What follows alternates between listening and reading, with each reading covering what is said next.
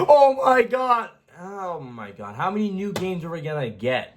Here we are, New Super Mario Bros. Wii. The second game of said new franchise. Now, I know, it's on the Wii this time. Once again, after coming off the incredible heels of New Super Mario Bros. DS, Nintendo was like, what if we made it again before the Wii? So, that happened. So, let's see what new content we can come in here. This game's not giving me much for a creative jokes. Make a better title. Junior's here with all the other Koopalings. Peach is kidnapped. It's like most other Mario games, okay? Peach gets kidnapped. They were never doing that much riveting storytelling back then, okay? It was just kind of whatever.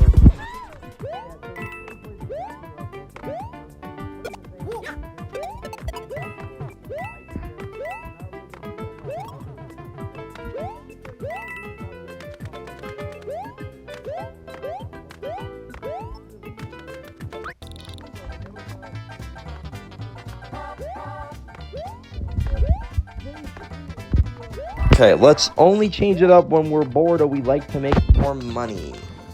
Of course, the power-ups you got the propeller suit, which is actually just OP as hell in my book. Like, dude, you can literally save yourself so easily from this. It's incredible and how powerful it is. Got the ice flower, which sure, it's not exactly new here because it wasn't a 3D Mario Games in Galaxy where you can run across water and across on walls. But here you get to throw ice balls, and even put enemies in ice blocks, and even throw something, which is pretty neat. And then the penguin suit, which still does all that, but you can slide on your belly through blocks and even swim better in the water. It's always one of those powers when I need a power up to swim better in the water instead of just having better swimming controls. You can't ever just give me that in underwater levels, huh?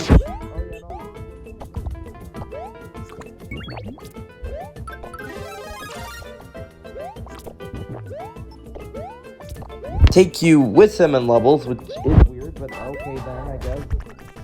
For all the cannons, basically, you find a secret exit in these levels. There's a lot of secrets, by the way, and these cannons basically just keep you worlds ahead, essentially.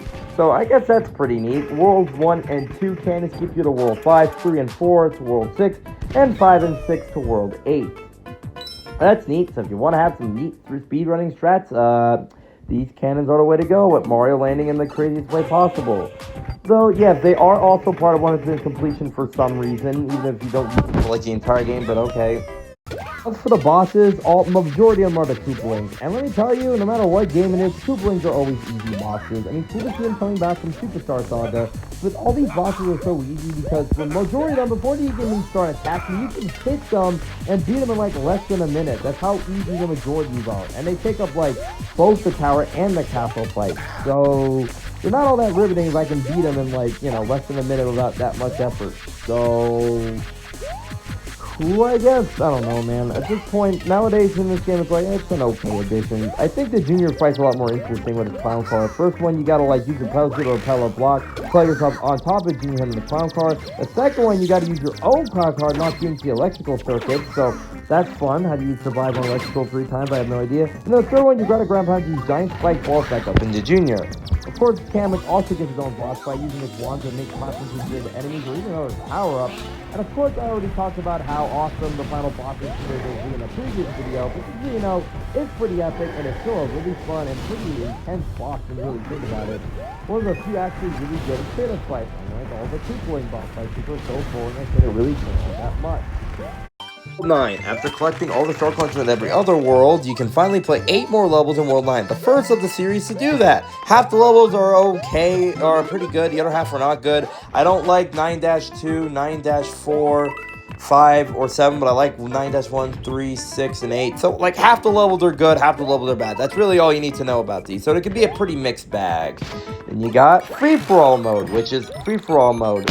You do the regular levels, but you are now doing it all for yourself or trying to screw over your opponent, so that's neat, I guess. Got Coin Battle, which is whoever puts the most coins by young man. I feel like that was very self-explanatory. Rose Wii is always great. Out of all of the Mario games, it might be one of the best ones for that, but probably being a lot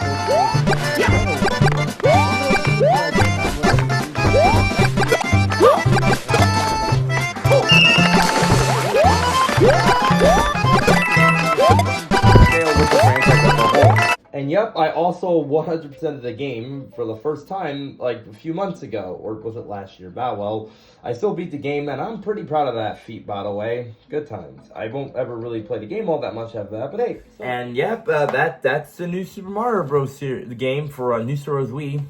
Definitely one of the more, I guess, creative ones you can say. So I definitely recommend giving the game out at least like one try every now and then. It's definitely a lot more creative than like most of the other games down the line, I will say. So there's that. See you next time where Yu-Gi-Oh! Dying to Pokemon video. See you next time. See ya.